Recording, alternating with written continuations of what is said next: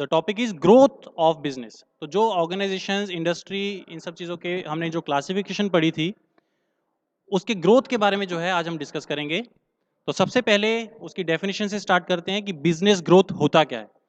तो business growth means an increase in scale of operations and resources of a firm, usually accompanied by increase in its size. तो business growth का मतलब क्या है कि उसके स्केल ऑफ ऑपरेशन जो है उसमें इंक्रीमेंट होना। स्केल ऑफ ऑपरेशन का मतलब ये है कि जो उसमें प्रोडक्शन हो रहा है, जो उसकी इंप्रूवमेंट हो रही है प्रोडक्शन में, उस चीज से जो है हम डिफाइन कर सकते हैं कि बिजनेस जो है दैट इज ग्रोइंग। और इसी के साथ साथ अगर उस फर्म की, उस ऑर्गेनाइजेशन की, उस इंडस्ट्री की अगर रिसोर्सेज इंप्रूव हो रही हैं, इंक्रीज हो रही हैं, तो we can say that business is increasing और बिजनेस जो है वो ग्रो कर रहा है। ओके, तो अब बिजनेस ग्रोथ हमें क्या मैसेज कन्वे करता है उसके बारे में देखें कि बिजनेस ग्रोथ हो रही है, उसके कुछ एक हमारे साइंस हैं, ऐसे कुछ एक साइंस जो हमें बताते हैं कि बिजनेस ग्रो कर रहा है। वो यहां पर स्क्रीन पर आपके सामने है। तो if there is some increase in all of these six segments, then we can say that business is growing. Number one is total sales volume per annum. Total sales volume per annum मतलब सालाना हमारे जो total sales है organisation की, अगर वो हमारी increase हो रही है, तो इट मींस अगर हमारी सेल्स इंप्रूव हो रही है, इसका मतलब डिमांड बढ़ रही है। इसका मतलब तो यही हुआ कि हमारी डिमांड बढ़ रही है हमारे प्रोडक्ट की, और इस वजह से उसकी सेल्स भी इंप्रूव हो रही है। और अगर डिमांड बढ़ रही है तो इट मींस हमारे साथ नंबर ऑफ कस्टमर्स ज्यादा हो रहे हैं। तो इसका मतलब हमारा बिजनेस जो है दैट इज ग्रोइंग। इसी के साथ अगर दूसरे नंबर पे बात करें physical output, physical output means जितना हमारा मटेरियल, चाहे वो रॉ मटेरियल हो, चाहे वो फिनिश मटेरियल या फिनिश्ड गुड्स हो, इस तरह का जो हमारा जो आउटपुट है हमारी इंडस्ट्री में से जो बाहर आ रहा है, if that is increasing then it also conveys that business is growing. Number third is capital employed. कितना पैसा हम इन्वेस्ट कर रहे हैं बिजनेस के अंदर। अगर हम पैसा इन्वेस्ट कर रहे हैं, रिसोर्सेज इन्वेस्ट कर रहे हैं, हमारा जो मैन पावर, ये सारी चीजें अगर हम इन्वेस्ट कर रहे हैं, इंप्रूव कर रहे हैं किसी बिजनेस में, तो ये भी एक साइन है कि हमारा बिजनेस जो है दैट इज ग्रोइंग।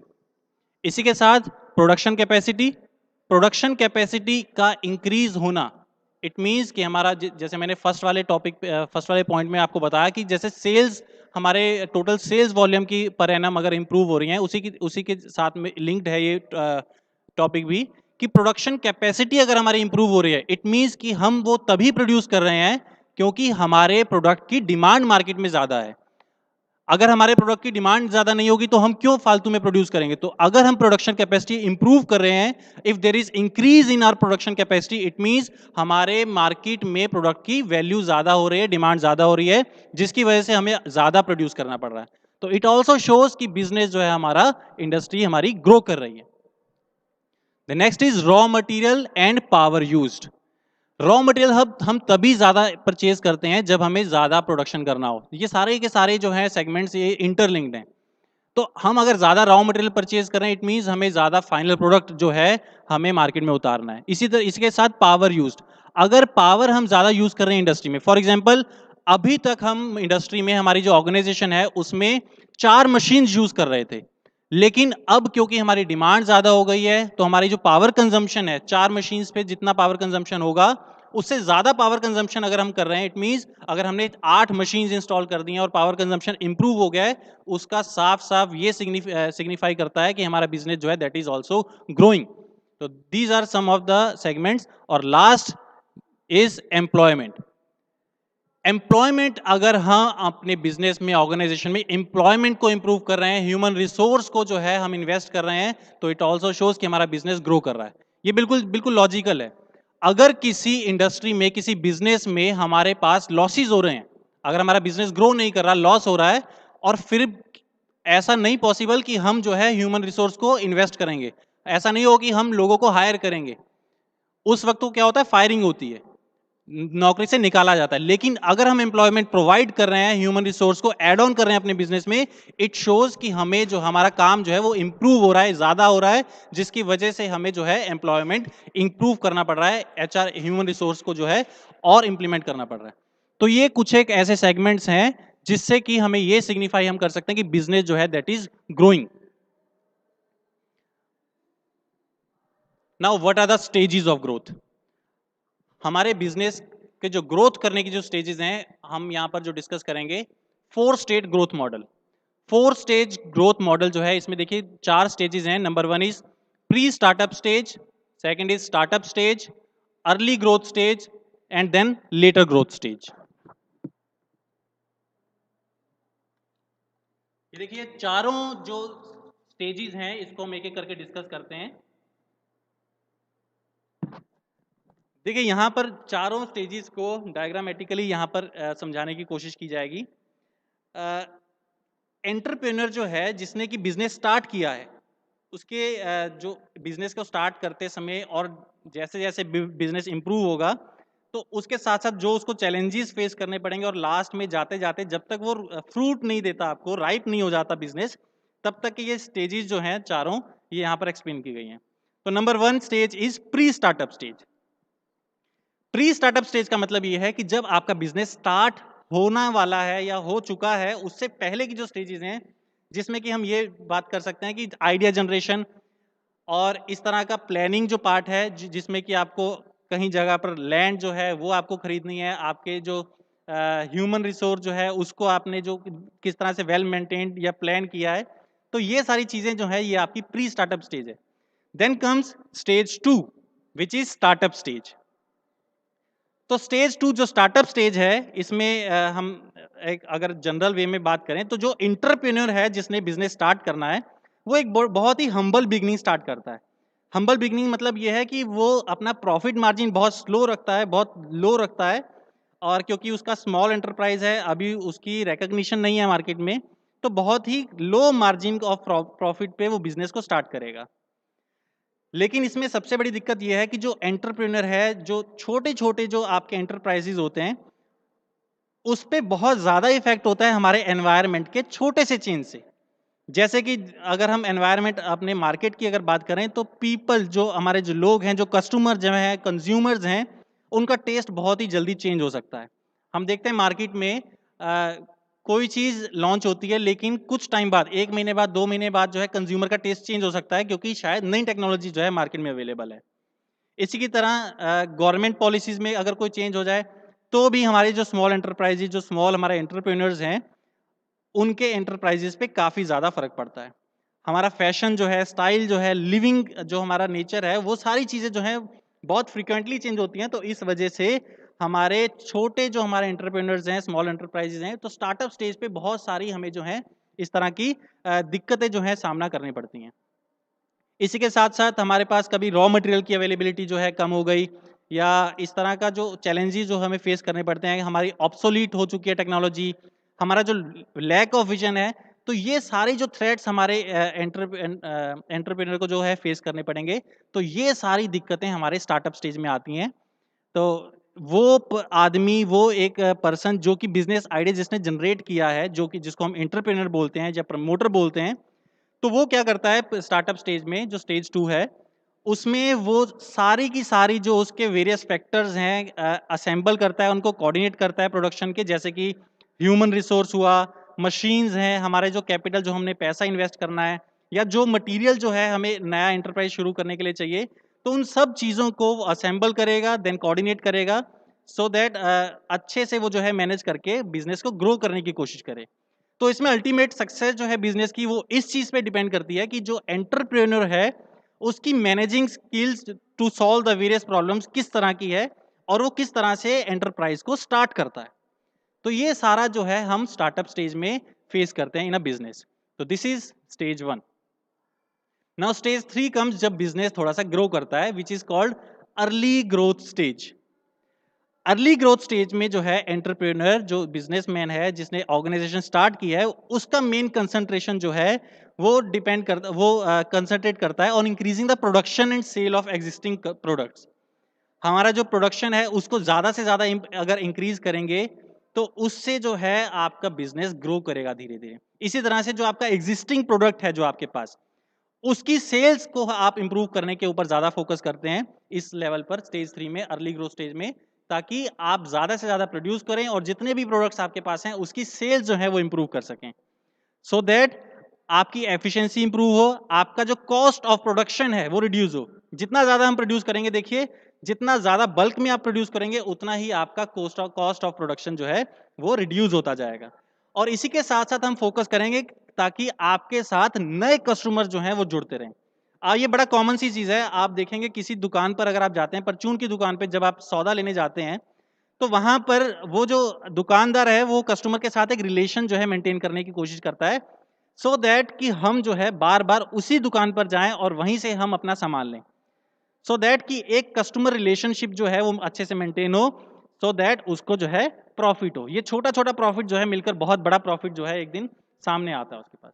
तो this is all about early growth stage. Then come stage 4, जब एक्चुअल में हमारा बिजनेस आपको फ्रूट जो है वो पे करना शुरू करेगा। तो दिस इज कॉल्ड स्टेज 4 और named is later growth stage. Later growth stage में अगर हम बात करें, मतलब बिजनेस जो है अभी डेवलप हो चुका है लगभग, बट उसकी बाद में जाके जो ग्रोथ है वो किस तरह से होगी। अब लेटर ग्रोथ स्टेज में एंटरप्रेन्योर जो है वो मॉडर्नाइजेशन की तरफ जाता है, एक्सपेंशन, डाइवर्सिफिकेशन, इन सब चीजों के ऊपर वो फोकस करता है ताकि जो उसके जो कॉम्पिटिटर्स हैं उससे वो compete कर सके। बेसिकली यहाँ पर मॉडर्नाइजेशन या एक्सपेंशन का मतलब ये है कि वो इनोवेशन जो है या जो क्रिएटिविटी है वो आपके बिजनेस के ग्रोथ और एक्सपेंशन में एक बहुत मेजर रोल प्ले करने वाली है। तो ये जो है 4 स्टेजेस हैं जिसमें कि हम बिजनेस को ग्रो करते करते जो 4 स्टेजेस में हम बात कर सकते हैं। इसका देखिए एक यहाँ पर एक डायग्राम बना हुआ है, एक चार्ट बना हुआ है। यहाँ पर market position from high to low, low to high and the time with the time, एक यहाँ पर देखिए ग्राफ बना हुआ है। तो सबसे पहली जो पॉइंट है that is existence. Existence means कि आप मार्केट में अभी तो एग्जिस्ट ही नहीं कर रहे। अब जब स्टार्ट होता है तो तब आपकी मार्केट में कोई रिकॉग्निशन नहीं है। उसके बाद मेन जो है चीज वो ये है कि आप सरवाइव कर पाए। अभी प्रॉफिट की बात तो बहुत दूर की बात है, अभी तो हमारा मेन फोकस ये है कि कम से कम हम सरवाइव तो कर पाए, हम मार्केट में कम से कम खड़े रह सकें, तो सरवाइव कर सकें। तो ये जो आपकी जो अर्ली ग्रोथ स्टेज वो इसके साथ लिंक होती है। देन उसके बाद जो आप हमने सेकंड स्टेज पढ़ी थी that was link too early success, कि आपकी शुरू में स्टार्टिंग में जो है आपकी ग्रोथ किस तरह से होगी। जैसे जैसे आप मार्केट में जो है इंप्रूव करते जाते हैं तो आपकी ग्रोथ जो है, क्योंकि नंबर ऑफ कस्टमर्स आपके साथ जुड़ने लगे, आपका प्रोडक्शन इंप्रूव होने लगा और मार्केट में रिकॉग्निशन होने लगा, तो उस टाइम पे जो आपके कस्टमर्स या आपकी सेल्स इंप्रूव होती रहती हैं, तो there is a rapid growth in your business organisation. और करते करते एक टाइम ऐसा आता है जब बहुत साल हो जाते हैं, 10 15 20 साल तक जो है आप अगर बिजनेस वही बिजनेस प्ले कर रहे हैं, तो एक टाइम आएगा when there is a maturity, जब आपका ग्रोथ बंद हो जाता है। और ग्रोथ होने के बाद, मैच्योर होने के बाद, क्योंकि आपके कॉम्पिटिटर्स हैं, अगर वो ज़्यादा आपसे न्यू सेगमेंट्स लेकर आ रहे हैं, न्यू टेक्नोलॉजी लेकर आ रहे हैं मार्केट में, तो धीरे धीरे कंपटीशन की वजह से आपका जो है डेक्लिनेशन स्टार्ट हो जाता है। तो यहाँ पर एक सवाल शुरू होता है कि whether we need to relaunch और डिक्लाइन। रीलॉन्च का मतलब यह है कि हम नए सेगमेंट जो हैं अगर हम मार्केट में उतारेंगे तो शायद हमारा ग्रोथ जो है वो इंप्रूव हो सकता है। तो एंटरप्रेन्योर जो है वो टेक ऑफ स्टेज जो होती है हमारी, यहाँ से जब टेक ऑफ करता है या बिजनेस जो है ग्रो करना शुरू कर जाता है, तो जब एक रीजनेबल प्रॉफिट्स हमें अर्न होने शुरू हो जाएं, तो उस टाइम पे वो जो है इन सारे गेन्स जो भी उसका प्रॉफिट हो रहा है उसको मोमेंटम मेंटेन करने की कोशिश करता है लगभग 3 से 5 साल तक। अगर वो इस मोमेंटम को मेंटेन करके रख सकता है तो उसका जो बिजनेस है वो सरवाइव करेगा, अदरवाइज वो बिजनेस फेल हो सकता है। क्योंकि ये बड़ी क्रूशियल स्टेज है, because there is so many changes in the market. जैसे गवर्नमेंट पॉलिसीज कभी चेंज हो जाती हैं, आपके कस्टमर का, कंज्यूमर का जो टेस्ट है, जो प्रेफरेंसेस हैं वो चेंज हो सकती हैं, प्राइस जो है वो चेंज हो सकता है। और सबसे बड़ा जो थ्रेट है वो तो कंपटीशन का है। जब मैच्योरिटी हो जाती है उसके बाद उसी फील्ड में, जिस फील्ड में आप बिजनेस कर रहे हैं, अगर उसी फील्ड में कोई और कॉम्पिटिटर आपके साथ प्ले कर रहा है इन द मार्केट, तो वो बड़ा ही डिजास्टर्स जो है प्रूव हो सकता है। तो उस कंडीशन में आपको जो है कंटिन्यूअसली एफर्ट्स करने हैं ताकि आपका जो मोमेंटम है उसको आप अचीव कर सकें। तो इस तरह से आप क्या करेंगे कि आप अपनी रेंज जो है आपके प्रोडक्ट्स की उसको एक्सटेंड करें, रिप्लेस करें अपने मॉडल को, न्यू मार्केट अपॉर्चुनिटीज को जो है आप अचीव करने की कोशिश करें, क्रिएटिविटी, इनोवेशन। तो ये सारी चीजें अगर आप यूज करते हैं तो उस केस में आपका जो बिजनेस है वो कंटिन्यूअसली ग्रो कर सकता है। अब बात करते हैं कि what is the need for growth. Business को ग्रो करना, उसकी जरूरत क्या है? ऐसे भी तो चल सकता है, but there is a need for growth. Reason point number 1, growth is the precondition for the survival of a business firm. ये तो प्री कंडीशन है, ये तो मस्ट है एक सरवाइव करने के लिए। बिजनेस फर्म को एक मार्केट में सरवाइव करने के लिए सबसे पहली कंडीशन ये है कि बिजनेस जो है वो ग्रो करना चाहिए। तो growth is the precondition for the survival of a business firm. अगर कोई बिजनेस ग्रोथ नहीं कर रहा है कंटिन्यूअसली इन द मार्केट, तो वो कंडीशन अगर वो फेल कर देता है तो वो बिजनेस सर्वाइव नहीं कर सकता मार्केट में। दूसरा point, an enterprise that does not grow में in course of time have to be closed down because of its obsolete product. अगर वो प्रोडक्ट इंप्रूव नहीं हो रहा है तो उस केस में आपके जो कॉम्पिटिटर्स हैं वो आपका कटिंग एज जो है वो आपसे छीन सकते हैं, और जो प्रॉफिट आपको होना चाहिए था वो प्रॉफिट आपके कॉम्पिटिटर्स को होगा। फाइनली होगा क्या कि आपके सारे कस्टमर्स जो नए प्रोडक्ट्स लेकर आ रहे हैं, जो ऑब्सोलीट प्रोडक्ट्स आपके हैं वो उसको नहीं यूज करना चाहते कस्टमर्स, तो आपका प्रॉफिट जो है आपके कॉम्पिटिटर्स जो है यूज करेंगे। तो ये बड़ा जरूरी है। ऑब्सोलीट प्रोडक्ट्स के लिए यहाँ पर मैं आपको एक छोटा सा एग्जांपल देके समझाने की कोशिश करता हूँ। फॉर एग्जाम्पल, हम बहुत पहले की अगर बात करें तो एक आपका कोलगेट का पाउडर आता था जो दांतों को घिसने के लिए आप यूज करते थे, जैसे डाबर लाल दंत मंजन आता है। तो वो जो पाउडर प्रोडक्ट्स हैं उस वक्त बड़े पॉपुलर थे, आज से मैं करीब 20-25 साल पहले की बात कर रहा हूं। लेकिन वो अब जो है आज हमारी दुकानों पर अवेलेबल नहीं है। वो आपको फ्रिक्वेंटली बहुत इजीली आपको अवेलेबल नहीं है। रीजन कि वो प्रोडक्ट ऑब्सोलीट हो चुका है, वो प्रोडक्ट खत्म हो चुका है, वो पुराना हो चुका है। कोलगेट पेस्ट जब आया तो वो कोलगेट पाउडर जो है उसकी पॉपुलैरिटी धीरे धीरे कम होती गई, बिकॉज इट इज बेटर। तो बेटर प्रोडक्ट की तरफ जो है कस्टमर ज्यादा इंक्लाइंड होता है। इसी तरह से एक छोटा सा एग्जांपल मैं और देने की कोशिश करता हूं। जब कोलगेट को कॉम्पीट किया क्लोजअप ने, क्लोजअप जो है वो एक मिंट फ्लेवर के साथ मार्केट में लॉन्च किया गया। तो जो कोलगेट कितने सालों से जब हम यूज करते हैं, हमारे कस्टमर की एक बिल्कुल एक छोटी सी एक ये कहेंगे कि हमारा बिहेवियर ऐसा है कि हम बहुत देर तक जब कोई एक चीज यूज करते हैं तो हम पक जाते हैं उससे।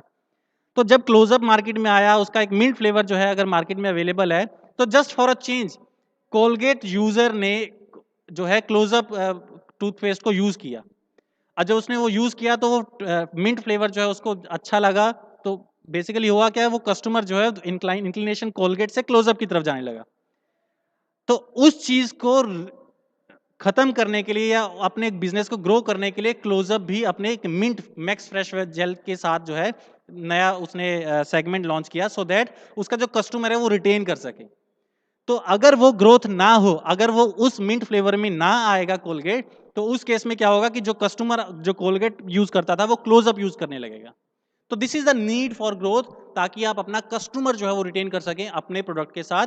तो दिस इज वेरी इंपॉर्टेंट कि ग्रोथ जो है बिजनेस की, दैट इज रिक्वायर्ड। अब नीड फॉर ग्रोथ के कुछ एक हम यहाँ पर पॉइंट्स को डिस्कस करते हैं कि ग्रोथ क्यों जरूरी है, किस तरह से जरूरी है। तो number 1 is economics of scale. Economics of scale, economics of scale का मतलब ये है कि आपकी जो इनकम, जो जो पैसे की हम बात जब हम करेंगे तो उसके लेवल में जो है क्या हम जो स्केलिंग है उसके बारे में यहाँ पर डिस्कस करते हैं। यहाँ पर देखिए जो डायग्राम जो या फिगर जो बना हुआ है सामने, उसमें एक बहुत ही शॉर्ट फॉर्म में इस पूरे टॉपिक को समझाने की कोशिश की गई कि make bulk orders and get awesome benefits. मतलब ज्यादा से ज्यादा बड़े ऑर्डर्स करें और ज्यादा बेनिफिट्स पाएं। ये बड़ा कॉमन सी चीज है और लॉजिकल है। ये हम अपनी नॉर्मल लाइफ में भी देखते हैं। वो किस तरह से कि अगर हम ज्यादा चीज खरीदते हैं तो हमें थोड़ा सस्ते में मिलता है।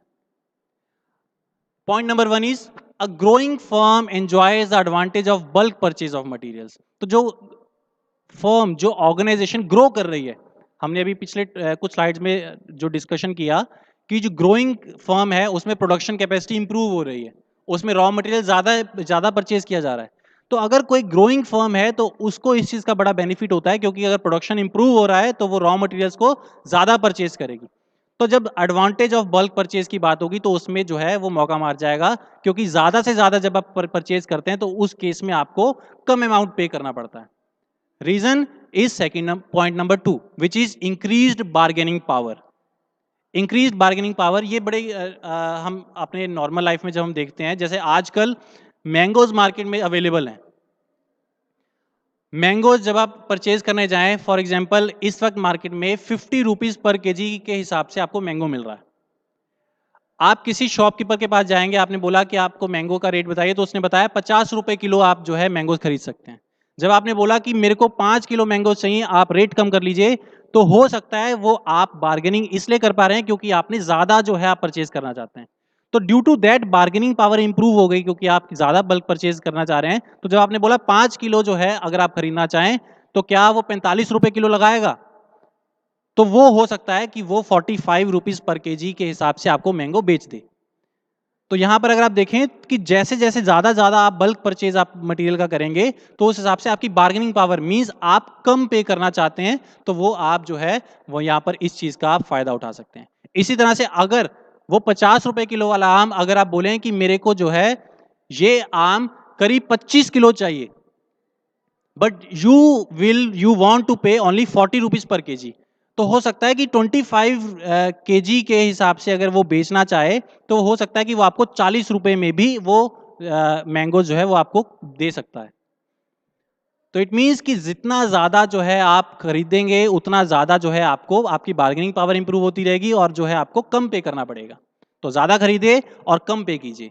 तो this is the economics of scale. इसी के साथ साथ low cost of production and higher margin of profit.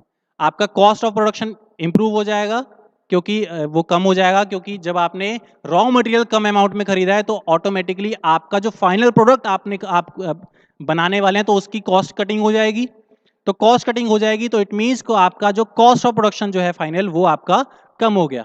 तो जो चीज आप कोई एक आर्टिकल, कोई एक सेगमेंट या कोई एक प्रोडक्ट जो है आप बना रहे थे, जैसे कि एक साबुन की अगर एग्जांपल है, एक साबुन जो है आप 10 रुपए में बना रहे थे, बेच कितने में रहे थे? आपको आपको हो सकता है वो 10 रुपए का बनाकर आप 15 रुपए में बेच रहे थे, बट बिकॉज बार्गेनिंग पावर आपकी इंप्रूव हुई, आपने जो रॉ मटेरियल जो आपने खरीदना था वो कम पैसे में आपने उसको खरीद लिया, तो अब आपकी जो कॉस्ट ऑफ प्रोडक्शन जो 10 रुपए थी, वो हो सकता है कि अब वो आपकी कॉस्ट ऑफ प्रोडक्शन 8 रुपए हो चुकी है। और वो 8 रुपए की होने के बाद आप जो है आप उसको जब 15 रुपए में बेचेंगे तो हर एक आर्टिकल पे आपको 2 रुपए मुनाफा ज्यादा होगा।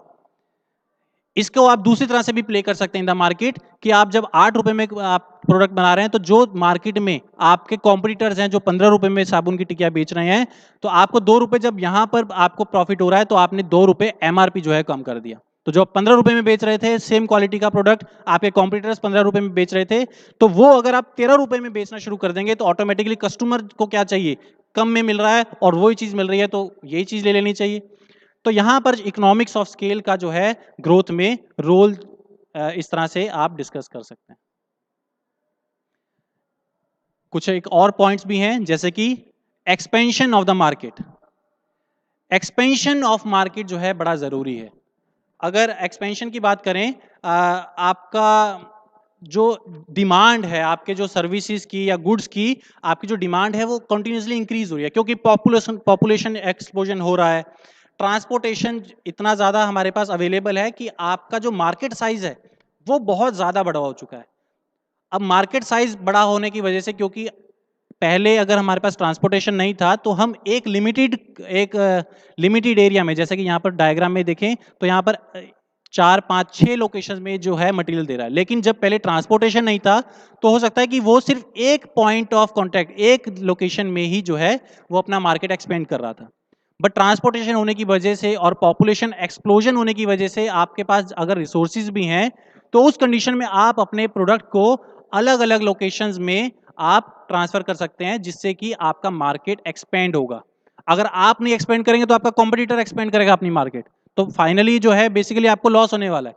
तो इट इज ऑलवेज बेटर कि आप अपना मार्केट जो है वो एक्सपेंड करें और अपना प्रोडक्ट अलग अलग लोकेशंस तक पहुंचाने की कोशिश करें यूजिंग डिफरेंट मींस। आजकल देखिए ऑनलाइन बिजनेस चल चुका है, तो आप यहां पर आगरा में अगर कोई मटेरियल बना रहे हैं तो आप यू हैव द कैपेबिलिटी कि आप उस प्रोडक्ट को सेल कर सकते हैं into Bangalore, into Karnataka, into Delhi. तो विच एवर प्लेस आप कहीं पर भी उस प्रोडक्ट को बेच सकते हैं यूजिंग ऑनलाइन मोड।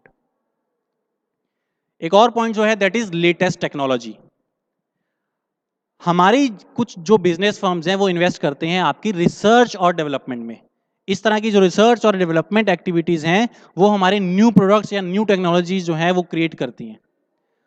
अगर हमारी लेटेस्ट टेक्नोलॉजी कोई परचेज कर लेता है तो भी हमें फायदा है, और दूसरी चीज ये है कि अगर हम अपना बिजनेस ग्रो कर रहे हैं उसका एक रीजन है कि लेटेस्ट टेक्नोलॉजी हमारे प्रोडक्ट्स को, जो हमारे पास पहले से जो प्रोडक्ट्स हैं वो ऑब्सोलीट करती जा रही है। ये बड़ा ही कॉमन सा, अगर हम मार्केट में देखें, आज से 6 महीने पहले अगर कोई फोन, इलेक्ट्रॉनिक्स इंडस्ट्री की अगर मैं बात करूं, अगर 6 महीने पहले कोई फोन लॉन्च हुआ है मार्केट में, वो फोन के फीचर्स में और जो 6 महीने बाद आज की डेट में जो हमारे फोन्स या जो सेल फोन्स हैं वो लॉन्च हो रहे हैं, उनके फीचर्स में, उनकी टेक्नोलॉजी में बहुत जमीन आसमान का फर्क है। तो अभी अगर आज मेरे को, फॉर एग्जांपल आज की तारीख में मेरे को अगर कोई फोन परचेज करना है, तो मैं वो फोन परचेज करूंगा जिसमें की लेटेस्ट टेक्नोलॉजी है, जिसमें 4G है, जिसमें 5G फीचर भी है। ना कि वो फोन परचेज करूंगा जिसमें 2G या 3G चलता हो। ना वो फीचर यूज करूंगा जिसमें कि प्रोडक्ट ऑब्सोलीट हो चुका है, जिसकी टेक्नोलॉजी फेल हो चुकी है, वो प्रोडक्ट मैं क्यों खरीदूंगा। हो सकता है कि उस प्रोडक्ट के जो कि ऑब्सोलीट हो चुका है, जो 1 साल पहले जो लॉन्च किया गया था, हो सकता है उसके स्पेयर पार्ट जो अगर आप मेंटेन करना चाहें, सर्विस करवाना चाहें, हो सकता है कि उसके आपको रॉ मटेरियल या उसका जो आप सर्विस जब करवाएंगे तो उसके जो स्पेयर पार्ट्स हैं वो आपको अवेलेबल ना हो। तो लेटेस्ट टेक्नोलॉजी के वजह से भी हमें जो है ग्रोथ करना बहुत जरूरी है, क्योंकि अगर हम अपनी लेटेस्ट टेक्नोलॉजी के साथ नहीं चलेंगे, ग्रो नहीं करेंगे, तो कस्टमर जो है वो हमारा प्रोडक्ट नहीं खरीदेगा। रीजन इज कि हमारा प्रोडक्ट जो है वो ऑब्सोलीट हो चुका है, पुरानी कैटेगरी का हो चुका है। आजकल विंडोज 7 जो है वो उसका पॉपुलैरिटी कम होता जाएगा, विंडोज 8, विंडोज 10 आजकल ज्यादा यूज हो रही है। हम नोकिया की अगर बात करें, नोकिया का फेल होने का रीजन क्या था? आज से करीब 20-25 साल पहले नोकिया जो है वो ही एक फोन था। मतलब ये था कि अगर फोन का मतलब नोकिया, तब इतनी सारी कंपनीज जो आजकल हम देखते हैं, वीवो, ओप्पो, सैमसंग, इस तरह की कोई भी जो है कंपनीज उस वक्त अवेलेबल नहीं थी। तो फोन का मतलब नोकिया था। लेकिन जब एंड्रॉयड ने जो है एंट्री की इन द टेलीकम्युनिकेशन मार्केट, तो उस कंडीशन में नोकिया ने जब है उसको रिजेक्ट कर दिया, एंड्रॉयड को एक्सेप्ट नहीं किया, और सैमसंग ने जो है एंड्रॉयड को एक्सेप्ट किया। तो उस कंडीशन में सैमसंग जो है, क्योंकि लेटेस्ट टेक्नोलॉजी थी, ज़्यादा सुपीरियर थी जावा से या ओरेकल से, तो उस कंडीशन में सैमसंग जो है बूम कर गया इन द मार्केट। और धीरे धीरे नोकिया जो है वो डिसअपियर होता गया मार्केट में। तो लेटेस्ट टेक्नोलॉजी की वजह से, क्योंकि उसने लेटेस्ट टेक्नोलॉजी को एक्सेप्ट नहीं किया, उस वजह से नोकिया का जो है वो डेक्लिनेशन स्टार्ट हुआ, और जिन जिन कंपनीज ने लेटेस्ट टेक्नोलॉजी को एक्सेप्ट किया वो कंपनीज आज बूम कर रहे हैं। तो these are the some of the reasons कि ग्रोथ क्यों जरूरी है इन द मार्केट। और रीजंस को डिस्कस करते हैं। Next is government policies. Government कुछ एक पॉलिसीज जो है वो आपके प्लान कर देती है in the economy of India. तो यहाँ पर देखिए large number of rules and restrictions हैं। कोई एक अगर बिगर फर्म है, बहुत बड़ी फर्म है, तो उसके पास वो तो एक ऐसी पोजीशन में है जो कि जितनी भी लीगल फॉर्मेलिटीज हैं, कोई लाइसेंस चाहिए, कोई कोटा चाहिए, तो उसको ऑब्टेन कर सकते हैं इजीली। लेकिन कोई एक छोटी फर्म है, वो गवर्नमेंट पॉलिसीज के साथ अगर वो कॉपरेट नहीं कर पाती है, तो वो जो है वो बहुत ही ज्यादा जो है वो डिक्लाइनिंग स्टेज में चली जाएगी। तो बिजनेस फर्म्स जो है उनको प्लान करना चाहिए for the growth using the different government policies. तो अगर गवर्नमेंट प्रोवाइड कर रही है कुछ सब्सिडीज, टैक्स कंसेशन प्रोवाइड कर रही है नई इंडस्ट्रियल यूनिट्स को, तो उसमें जो है वो फायदा उठा सकती हैं। कुछ एक जो नई एंटरप्राइजेज हैं, जो नए वेंचर्स हैं, वो उन टैक्स कंसेशंस का या सब्सिडीज का फायदा उठा सकते हैं for the growth of the industry. Next is Prestige and power. अगर किसी बिजनेस का, फर्म का साइज बहुत बड़ा है, तो उस कंडीशन में मार्केट में उस फर्म का प्रेस्टीज और पावर भी इंप्रूव होता जाएगा। उसकी पावर, उसका नाम जो है, वो रुतबा जो है वो बढ़ता जाएगा।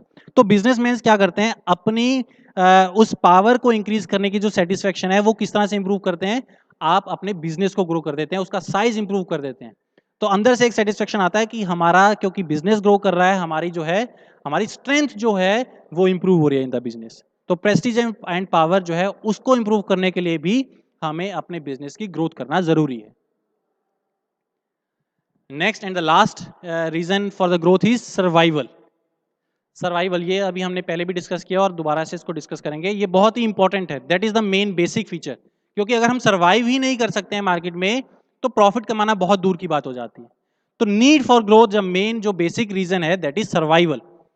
तो ग्रोइंग इनोवेटर जो है वो कंपटीशन का, मैंने जैसे अभी पहले भी आपको बताया कि कंपटीशन जब आप किसी बिजनेस को स्टार्ट करते हैं तो बहुत ज़्यादा एक लार्ज स्केल पे आपको कम्पीट करने के लिए आपके कॉम्पिटिटर्स रेडी रहते हैं। कंपटीशन किसी भी तरह का हो सकता है, डायरेक्ट भी हो सकता है या इनडायरेक्ट भी हो सकता है। Direct competition comes from other firms manufacturing the same product, जैसे कि एग्जांपल में यहाँ पर है शैम्पू या टूथपेस्ट।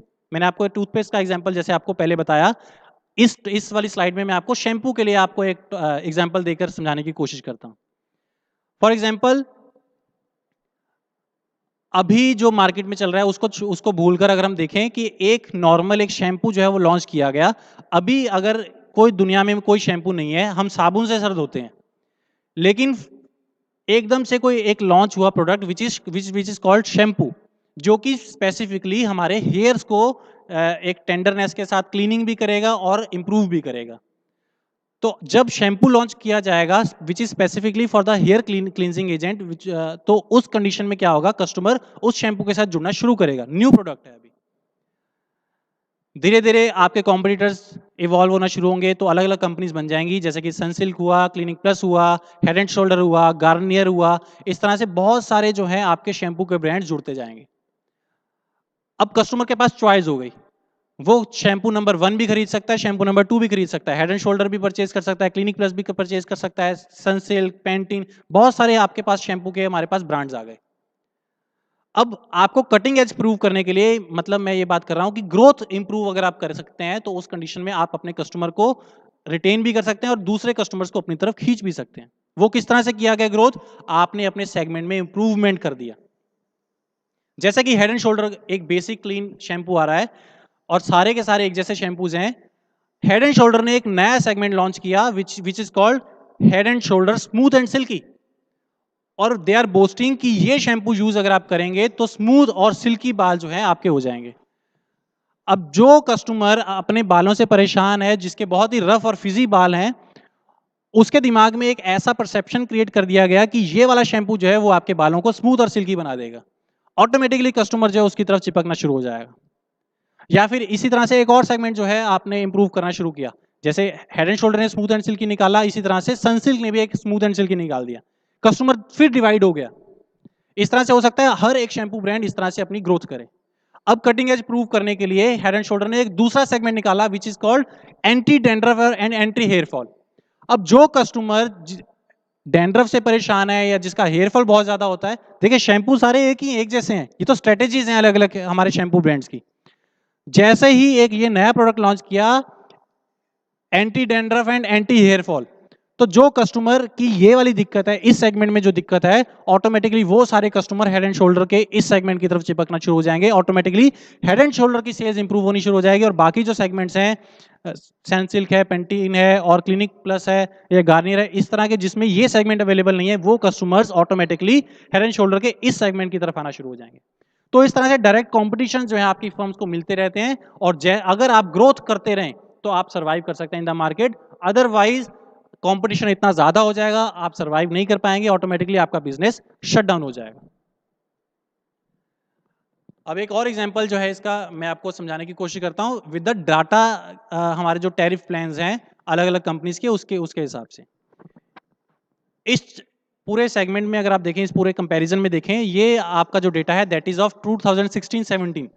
तो आज से करीब 4-5 साल पहले की ये जो है आपका डेटा यहां पर शो कर रहा हूं मैं। टैरिफ प्लान्स अगर हम देखें 186 से 200 रुपए पर 28 डेज, मतलब 28 दिन का जो है वो प्लान है, और उसमें आपको 186 से 200 डिपेंड करता है कि वो एयरटेल है, आइडिया है, वोडाफोन, तो लगभग इस रेंज में आपको इन्वेस्ट करना पड़ेगा और 28 दिनों के लिए आपके पास ये आपको जो है सर्विस दी जाएगी। एयरटेल वालों की ये सर्विस थी कि वो 400 MB दिन के टाइम पे और 400 MB नाइट के टाइम पे आपको डेटा प्रोवाइड करेगी। आइडिया ने इसी तरह से बोला 600 MB per day, 400 MB per day Vodafone जो है वो आपको प्रोवाइड करता है।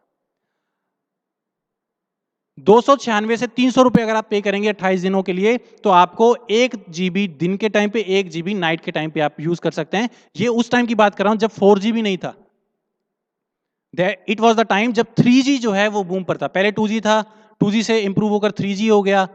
ऑटोमेटिकली क्या हुआ, 2G जो है स्लो चलने लग गया और 3G जो है वो हमें लगता था कि वाह इसमें मजा आ रहा है, कोई वीडियो बफरिंग नहीं हो रही। यूट्यूब पे अगर हम कोई गाना चलाते हैं, कोई वीडियो यूज कर रहे हैं, वीडियो देख रहे हैं, तो उसमें विदाउट बफरिंग 3G पे आप काम कर रहे हैं। तो 2G जो है ऑब्सोलीट होना शुरू हो गया, 3G पर कन्वर्ट होना शुरू हो गए। तो उस कंडीशन में प्रॉफिट्स कमाने के लिए ये अलग-अलग कंपनीज अपने अलग-अलग जो है टैरिफ प्लान्स वो फ्लोट करवाती हैं इन द मार्केट। कंपटीशन होता गया ज्यादा प्रॉफिट कमाने के लिए। यहां पर देखिए 2 GB per debt plus 2 GB और नाइट में भी अगर हमें मिले 4 GB डेटा हमें मिल रहा है। Idea 2 GB per day they रहा है, 2 GB पर डे वोडाफोन भी दे रहा है, बट उसके लिए आपको 28 दिनों के लिए करीब 550 के आसपास जो है आपको पे करना पड़ रहा है। यू सी यहां पर आपको इतना ज्यादा इन्वेस्ट करना पड़ रहा है और तब जाकर आपको बहुत छोटा सा डेटा मिल रहा है 2 GB, जो कि आज की डेट में अगर हम देखें तो बहुत ज्यादा हमें इंप्रूव वर्जन मिल रहा है इसमें। इसी तरह से करीब 900 950 के आसपास या 1100 रुपए तक अगर आप पे करते हैं 28 दिनों में, तो आपको ये अलग अलग प्लान जो है वो अवेलेबल कर दिए गए इन द मार्केट। तो ज्यादा प्रॉफिट कमाने के लिए, क्योंकि 3G अभी आया था, 3G सबसे पहले लॉन्च किया एयरटेल ने। तो जब एयरटेल ने 3G लॉन्च किया उस वक्त आइडिया और वोडाफोन के पास सिर्फ अभी 2G ही चल रहा था। ऑटोमेटिकली एयरटेल के पास कस्टमर जो है वो ज्यादा चिपकने लग गया, वो कस्टमर अपनी तरफ अट्रैक्ट करने लगा with the 3G power. But धीरे धीरे फिर आइडिया और वोडाफोन के पास भी 3G कस्टमर्स 3G पावर आ गई, तो उस कंडीशन में कस्टमर जो है दोबारा से इधर उधर डिस्ट्रीब्यूट हो गया। लेकिन वो 3G को यूज करने की चाहत कस्टमर्स में इतनी थी जिसकी वजह से वो इतना पैसा इन्वेस्ट करने के लिए भी रेडी था। लेकिन ये सब चीज जो है that is hike in profit only. तो प्रॉफिट जो है इंप्रूव करने के लिए इन्होंने इस तरह के टैरिफ प्लान जो है वो फ्लोट करवाए इन द मार्केट। उसके बाद 2016 में एक बहुत बड़ा ब्लास्ट हुआ टेलीकॉम इंडस्ट्री में, और वो ब्लास्ट जो है वो हम सबको याद है, यस दैट वाज जियो। जब जियो ने मार्केट के अंदर एंट्री की, बहुत धांसू एंट्री की थी, आपको याद होगा जियो ने एक प्लान किया था कि 1 साल के लिए नेट फ्री पूरा फ्री कर दिया। अब ये जो हम पहले वाली स्लाइड्स में हमने देखा, इतने सारे जो प्लान्स हैं जिसमें आपको इतना सारा इन्वेस्ट करना पड़ रहा है, और एयरटेल भी जब 4G में आ गया था, बाकी सब अभी 4G में आने की कोशिश कर रहे थे, इतना पैसा इन्वेस्ट करने के बाद आपको जो ये डेटा प्लान मिल रहा था, जियो ने वो 4G डेटा आपको पूरे साल के लिए फ्री कर दिया।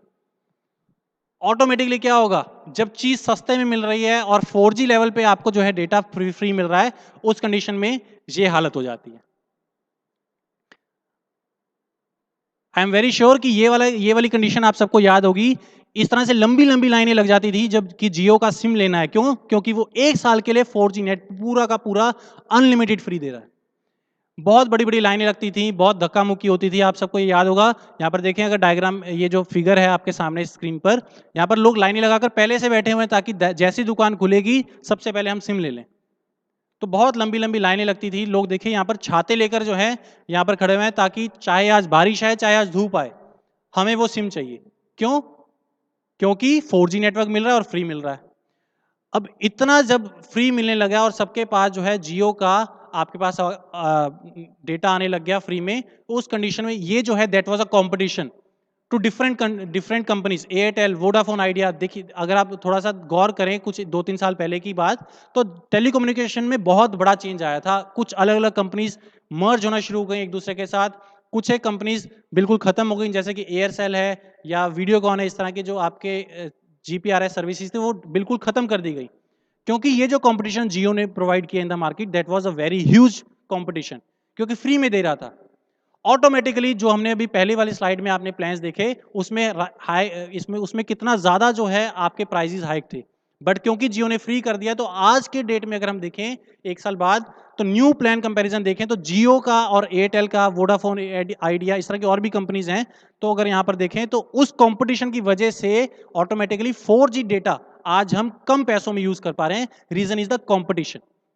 अब यहां पर देखें, जो 5GB डेटा के लिए हम 1100 रुपए खर्च कर रहे थे 28 दिनों के लिए, वो 1.5 GB डेटा पर डे आपको मिल रहा है, और जियो जो है 199 में दे रहा है, एयरटेल 248 में, 249 में, वोडाफोन, आइडिया। ये डिपेंड करता है, अलग अलग हमारे जो स्टेट्स हैं उसमें टैरिफ प्लान्स अलग हैं, थोड़े बहुत चेंजेस हो सकते हैं। तो यहां पर फिर भी अगर आप देखें तो जियो का प्लान बाकी अगर कंपनी से अगर आप थोड़ा सा कंपेयर करेंगे तो फिर भी अभी भी थोड़ा सा कम है। तो उन्होंने इस तरह से जो है मार्केट के अंदर इन्वेस्ट किया कि वो जो है एक बहुत बड़ा कंपटीशन लेकर हुआ। तो reason for all this is, अब इन्होंने सारे सबने पैसा क्यों कम किया, इन्होंने टैरिफ प्लान्स के रेट क्यों कम किए? Reason is survival.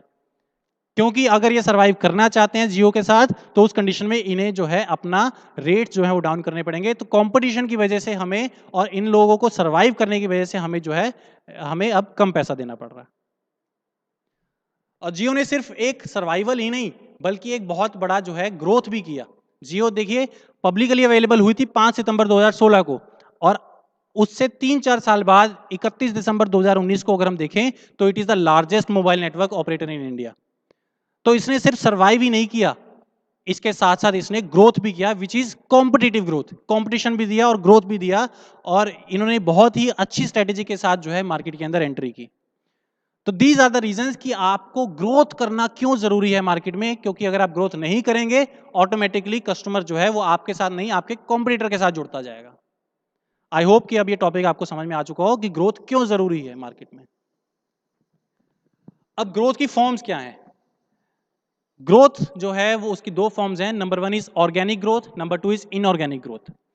Organic growth को हम इंटरनल ग्रोथ भी कह सकते हैं, it is also termed as internal growth. Internal growth का मतलब ये है कि आपकी जो इंप्रूवमेंट है वो आपकी कंपनी के अंदर ही अंदर हो रही है।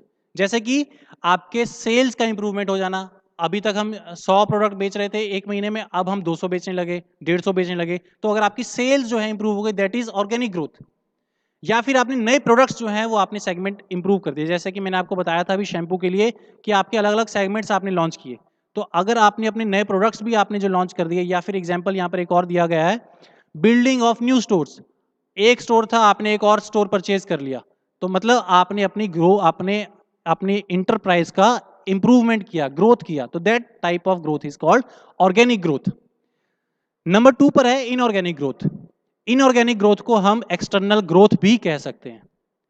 एक्सटर्नल ग्रोथ का मतलब यह है कि आप अपनी कंपनी के अंदर कोई आप ऐसा इंप्रूवमेंट नहीं करें, बट आप क्या कर रहे हैं, कोई एक फर्म दूसरी किसी फर्म को एक्वायर कर लेती है, उसको खरीद लेती है या उसके साथ कंबाइन हो जाती है ताकि आपकी कॉम्पिटिटिव स्ट्रेंथ इंप्रूव हो सके। तो इनऑर्गेनिक ग्रोथ को थोड़ा सा और एक्सप्लेन मैं करता हूं। यहां पर देखिए दो टाइप से इनऑर्गेनिक ग्रोथ है। Number 1 is merger, number 2 is takeover. Merge का मतलब होता है एक दूसरे में मिल जाना। ये तब होता है जब दो कंपनीज डिसाइड करती हैं एक दूसरे के साथ मिलकर काम करने को। जैसे कि यहां पर एक एग्जांपल मैंने बताया है, when Halifax and Bank of Scotland combined to form HBOS. Halifax और बैंक ऑफ स्कॉटलैंड ये दोनों ने मिलकर जो है एचबीओएस एक बैंक बन गया। अभी गवर्नमेंट में भी बहुत सारे बैंक्स हैं, जैसे यूनियन बैंक है, आंध्रा बैंक है, इस तरह के कुछ एक बैंक्स का मर्जर हुआ। तो ये सब जो है कॉम्पिटिटिव स्ट्रेंथ को इंप्रूव करने के लिए किया जाता है। या फिर आपका मार्केट में सर्वाइव होना मुश्किल हो जाए उस कंडीशन में भी आप मर्जर करते हैं। एक और एग्जांपल जो है मारुति और सुजुकी का हम देख सकते हैं। मारुति और सुजुकी दोनों कंपनीज का मर्जर है और दोनों मिलकर एक कंपनी की तरह मारुति सुजुकी की तरह काम करते हैं। Same is the case with hero and Honda. तो इस मर्जर तो ये जो मर्जर है इसको हम इनऑर्गेनिक ग्रोथ में काउंट करते हैं। दूसरा जो है दैट इज टेक ओवर, मतलब आपने उस कंपनी को खरीद लिया किसी तरह से या उसको जो है कंट्रोल करना शुरू कर दिया। ये तब होता है जब एक बड़ी कंपनी एक दूसरी छोटी कंपनी को खरीद लेती है या फिर उसके ऊपर कंट्रोल कर लेती है by buying at least 51% of shares. कम से कम 51% शेयर्स किसी कंपनी के अगर आप खरीद लेते हैं या फिर उस पूरी कंपनी को ही आप खरीद लेते हैं तो that is called take over करना उस कंपनी को। जैसे कि Kraft Foods bought out Cadburys in early 2010 for 12 billion pounds. तो क्राफ्ट फूड्स ने कैडबरी को खरीद लिया, टेक ओवर कर लिया। इस तरह से रिसेंटली अभी कुछ 2-3 साल के अंदर ही आपने देखा होगा कि व्हाट्सएप जो है बहुत पॉपुलर हुआ। अब व्हाट्सएप की पॉपुलैरिटी अभी क्योंकि वो ग्रोइंग स्टेज में था, अभी जो मैंने आपको 4 स्टेजेस बताए हैं बिजनेस के, उसमें बिल्कुल इनिशियल स्टेज पे जब व्हाट्सएप था, उस कंडीशन में व्हाट्सएप जब इंप्रूव कर रहा था तो फेसबुक को एक थ्रेट जो है वो उसने फील किया कि व्हाट्सएप की तरफ जो है कस्टमर ज्यादा जा रहा है। तो उसने जो है व्हाट्सएप को क्योंकि ग्रोइंग स्टेज में था उसको कम पैसे देकर जो है उसने उसको टेक ओवर कर लिया और नाउ व्हाट्सएप जो है वो फेसबुक को जो है प्रॉफिट्स कमा कर दे रहा है। तो this is called take over. तो this is inorganic growth of the organisation. अब ये इनऑर्गेनिक ग्रोथ जो है वो it occurs through integration. Integration 4 तरह का हो सकता है। Number 1 is horizontal integration, backward integration, then forward vertical integration, conglomerate integration. Horizontal integration का मतलब यह है कि जब कोई दो फॉर्म्स सेम इंडस्ट्री में सेम स्टेज ऑफ प्रोडक्शन पे काम कर रहे हैं, जैसे कि दो कार मैन्युफैक्चरर, जैसे मैंने आपको एग्जांपल दिया मारुति एंड सुजुकी, दोनों सेम स्टेज पर हैं, बिल्कुल हॉरिजॉन्टल लेवल पर हैं, तो उस कंडीशन में अगर वो दोनों ज्वाइन कर देते हैं, that is called horizontal integration. Second is backward integration, backward vertical integration. Backward मतलब और वर्टिकल मतलब एक ही लाइन पर काम कर रहे हैं लेकिन ऊपर नीचे काम कर रहे हैं।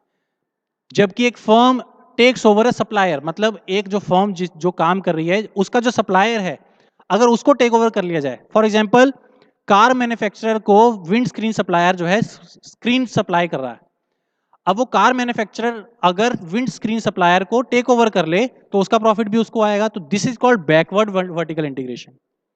Third is forward vertical integration, जब नीचे वाला ऊपर वाले को टेक ओवर कर ले। अगर एक फर्म अपने कस्टमर को टेक ओवर कर ले, जैसे कि car manufacturer merges with a sales dealership, तो this type of example is for forward vertical integration. Number 4 is conglomerate integration, जो कि बहुत ही डाइवर्सिफाइड है। इसका मतलब ये हुआ कि दो फर्म्स के बीच में इस तरह का टेक ओवर हो रहा है जबकि दोनों अनरिलेटेड हैं। जैसे कि कार मैन्युफैक्चरर ने एक बेकरी वाले के साथ ज्वाइनिंग कर ली या उसको टेक ओवर कर लिया, तो बड़ा ही अनरिलेटेड सा अगर इंटीग्रेशन हो रहा है तो दैट इज कॉल्ड डाइवर्सिफिकेशन।